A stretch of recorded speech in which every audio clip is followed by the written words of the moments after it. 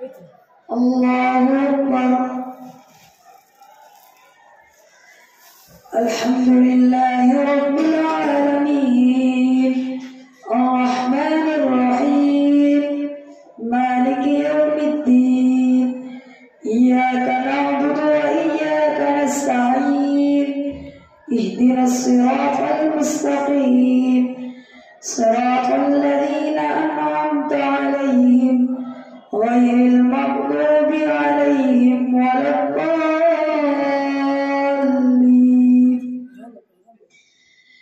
وإذا سمعوا ما أنزل إلى الرسول ترى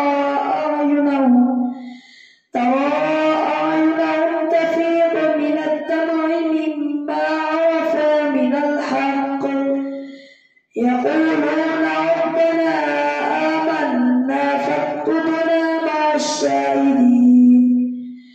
وما لنا لا نؤمن بالله وما جاءنا من الحق ونطمع أن يدخلنا ربنا مع القوم الصالحين. فأثابهم الله بما قالوا جنات تجري من تحتها الأنهار خالدين فيها وذلك جزاء المحسنين. والذين كفروا وكذبوا بآياتنا أولئك أصحاب الجحيم. يا أيها الذين آمنوا لا تحرموا طيبات ما أحل الله لكم ولا تعتدوا إن الله لا يحب المعتدين. وكلوا مما رزقكم الله حلالا طيبا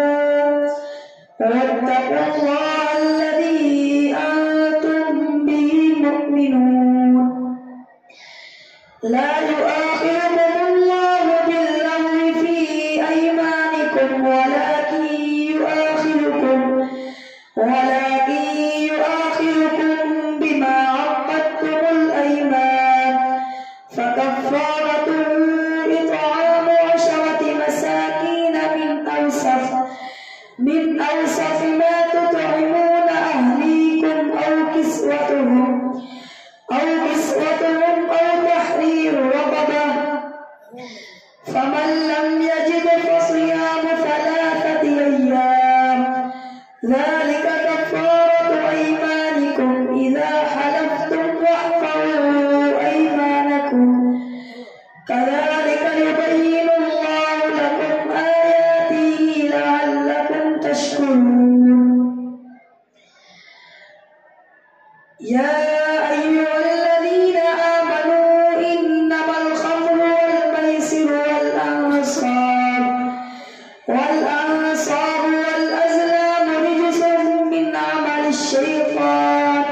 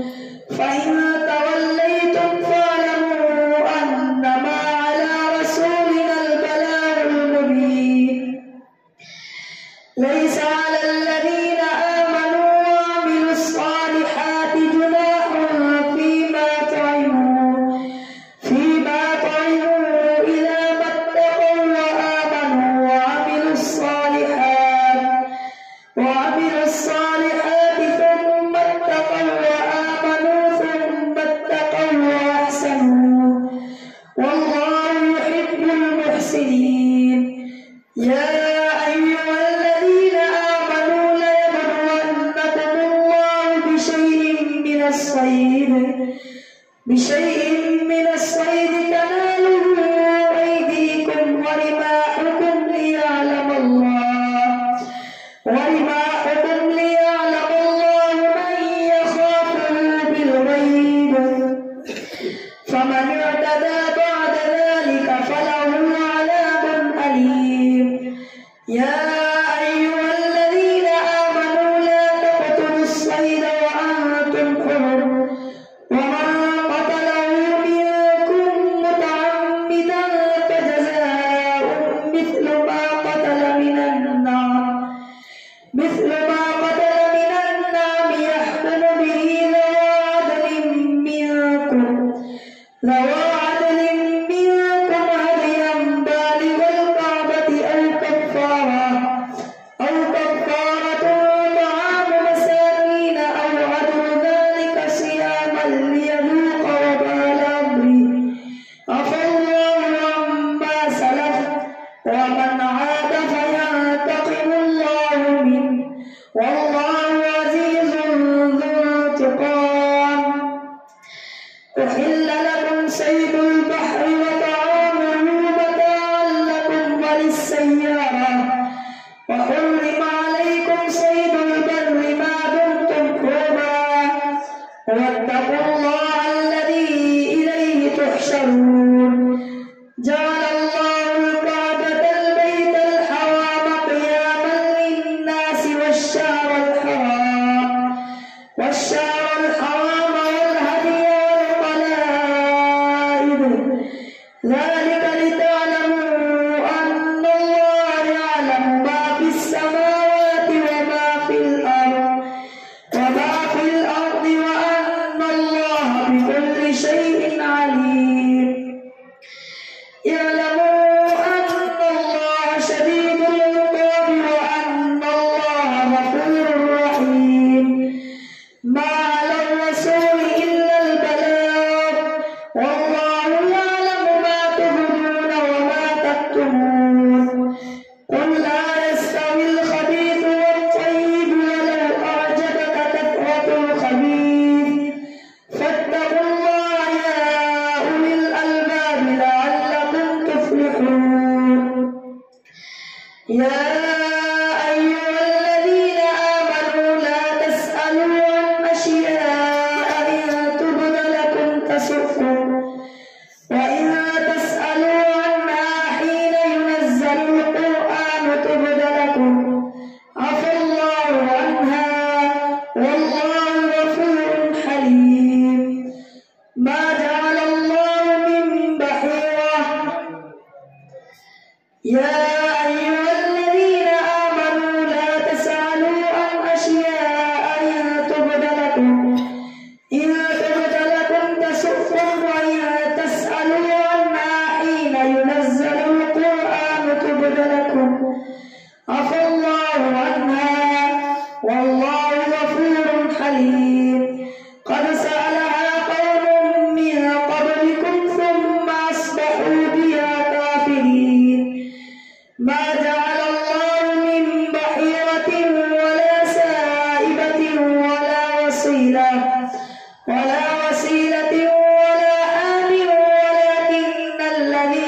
حام ولكن الذين كفروا يفترون على الله الكذب وأكثرهم لا يعقلون. وإذا قيل لهم تعالوا إلى ما أنزل الله وإلى الرسول قالوا حسبنا ما وجدنا عليه آباءنا أولو كان آباؤهم لا يعلمون شيئا ولا يهتدون. يا أيها الذين آمنوا عليكم أنفسكم لا يضركم من ضل إذا هديتم إلى الله مرجعكم جميعا فينبئكم بما كنتم تعملون. يا أيها الذين آمنوا شهادة بينكم إذا حضر أحدكم الموت حين الوصية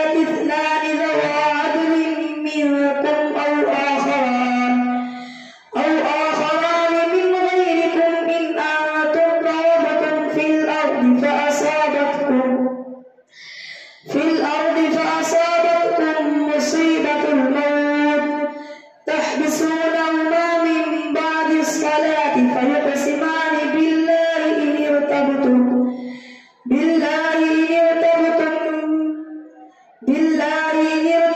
لا نشتري به ثمنا ولو كان ذا قربى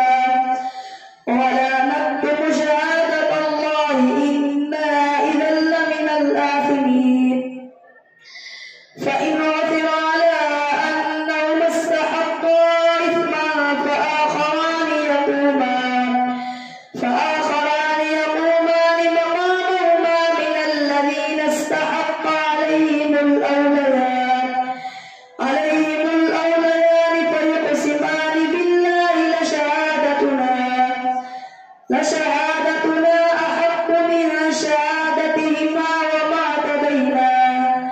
إنا إذا لمن الآثمين فإن عثر على أنهما استحقا إثما فآخران يقومان مقامهما من الذين استحق عليهم الأوليان فيقسمان بالله لشهادتنا أحق من شهادتهما وما اعتدينا إنا إذا لمن الظالمين ذلك أدنى أن يأتوا بالشهادة على وجهها أو يخافوا أن ترد أيمان بعد أيمانهم واتقوا الله واسمعوا والله لا يهدي القوم الفاسقين يوم يجمع الله الرسل فيقول ماذا أجبتم قالوا لا علم لنا إنك أنت علام الغيوب إذ قال الله يا عيسى ابن مريم اذكر نعمتي عليك وعلى والدتك إذ أيدتك بروح القدس تكلم الناس في المهد وكهلا وإذ علمتك الكتاب والحكمة والتوراة والإنجيل وإذ تخلق من الطين كهيئة الطير بإذني فتنفخ فيها فتكون طيرا بإذني وتبرئ الأكمه والأبرص بإذني وإذ تخرج الموتى بإذني وإذ كففت بني إسرائيل عنك إذ جئتهم بالبينات فقال الذين كفروا منهم إن هذا إلا سحر مبين وإذ أوحينا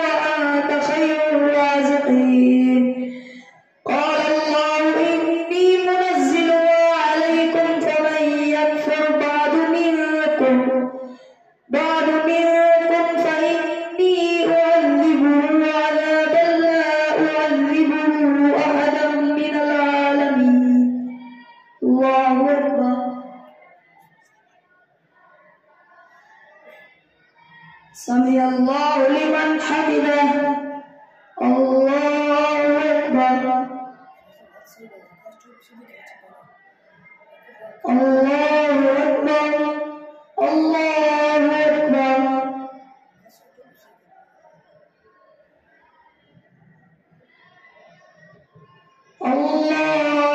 الله أكبر الحمد لله رب العالمين الرحمن الرحيم مالك يوم الدين إياك نعبد وإياك نستعين اهدنا الصراط المستقيم صراط الذين أنعمت عليهم غير المغضوب عليهم ولا الضالين وإذ قال الله يا عيسى ابن مريم أنت قلت للناس اتخذوني وأمي إلهين من دون الله قال سبحانك ما يكون لي أن أقول ما ليس لي بحق إن كنت قلته فقد علمته تعلم ما في نفسي ولا أعلم ما في نفسك إنك أنت علام الغيوب ما قلت لهم إلا ما أمرتني به أن اعبدوا الله ربي وربكم وكنت عليهم شهيدا ما دمت فيهم فلما توفيتني كنت أنت الرقيب عليهم وأنت على كل شيء شهيد إن تعذبهم فإنهم عبادك وإن تغفر لهم فإنك أنت العزيز الحكيم قال الله هذا يوم ينفع الصادقين صدقهم لهم جنات تجري من تحتها الأنهار خالدين فيها أبدا رضي الله عنهم ورضوا عنه ذلك الفوز العظيم لله ملك السماوات والأرض وما فيهن وهو على كل شيء قدير الحمد لله الذي خلق السماوات والأرض وجعل الظلمات والنور ثم الذين كفروا بربهم يعدلون هو الذي خلقكم من طين ثم قضى أجلا وأجل مسمى عنده ثم أنتم تمترون وهو الله في السماوات وفي الأرض يعلم سركم وجهركم ويعلم ما تكسبون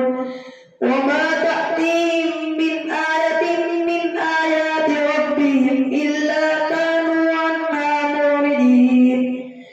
فقد كذبوا بالحق لما جاءهم فسوف يأتيهم أنباء ما كانوا به يستهزئون ألم يروا كم أهلكنا من قبلهم من قرن مكناهم في الأرض ما لم نمكن لكم وأرسلنا السماء عليهم مدرارا وجعلنا الأنهار تجري من تحتهم فأهلكناهم بذنوبهم وأنشأنا من بعدهم قرنا آخرين ولو نزلنا عليك كتابا في قرطاسها فلمسوه بأيديهم لقال الذين كفروا إن هذا إلا سحر مبين وقالوا لولا أنزل عليه ملك ولو أنزلنا ملكا لقضي الأمر ثم لا ينظرون ولو جعلناه ملكا لجعلناه رجلا وللبسنا عليهم ما يلبسون ولقد استهزئ برسل من قبلك فحاق بالذين سخروا منهم ما كانوا به يستهزئون قل سيروا في الأرض ثم انظروا كيف كان عاقبة المكذبين قل لمن ما في السماوات والأرض قل لله كتب على نفسه الرحمة ليجمعنكم إلى يوم القيامة لا ريب فيه الذين خسروا أنفسهم فهم لا يؤمنون وله ما سكن في الليل والنهار وهو السميع العليم قل أغير الله أتخذ وليا فاطر السماوات والأرض وهو يطعم ولا يطعم قل إني أمرت أن أكون أول من أسلم ولا تكونن من المشركين قل إني أخاف إن عصيت ربي عذاب يوم عظيم من يصرف عنه يومئذ فقد رحمه وذلك الفوز المبين وإن يمسسك الله بضر فلا كاشف له إلا هو وإن يمسسك بخير فهو على كل شيء قدير وهو القاهر فوق عباده وهو الحكيم الخبير قل أي شيء أكبر شهادة قل الله شهيد بيني وبينكم وأوحي إلي هذا القرآن لأنذركم به ومن بلغ أئنكم لتشهدون أن مع الله آلهة أخرى قل لا أشهد قل إنما هو إله واحد وإنني بريء مما تشركون الذين آتيناهم الكتاب يعرفونه كما يعرفون أبناءهم الذين خسروا أنفسهم فهم لا يؤمنون ومن أظلم ممن افترى على الله كذبا أو كذب بآياته إنه لا يفلح الظالمون ويوم نحشرهم جميعا ثم نقول للذين أشركوا أين شركاؤكم الذين كنتم تزعمون ثم لم تكن فتنتهم إلا أن قالوا والله ربنا ما كنا مشركين انظر كيف كذبوا على أنفسهم وضل عنهم ما كانوا يفترون ومنهم من يستمع إليك وجعلنا على قلوبهم أكنة أن يفقهوا وفي آذانهم وقرا وإن يروا كل آية لا يؤمنوا بها حتى إذا جاءوك يجادلونك يقول الذين كفروا إن هذا إلا أساطير الأولين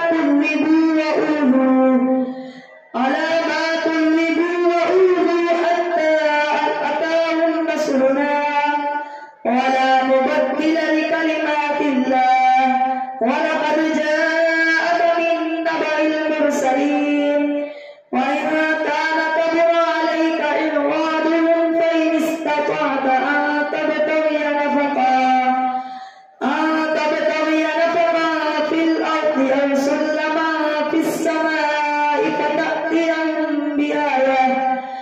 ولو شاء الله لجمعهم على الهدى فلا تكونن من الجاهلين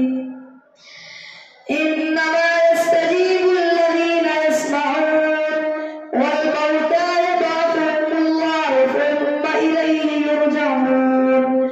وقالوا لولا نزل عليه آية من ربه قل إن الله قادر على أن ينزل آية ولكن أكثرهم لا يعلمون وما من دابة في الأرض ولا طائر يطير بجناحيه إلا أمم أمثالكم ما فرطنا في الكتاب من شيء ثم إلى ربهم يحشرون والذين كذبوا بآياتنا صم وبكم في الظلمات من يشاء الله يضلل ومن يشاء يجعله على صراط مستقيم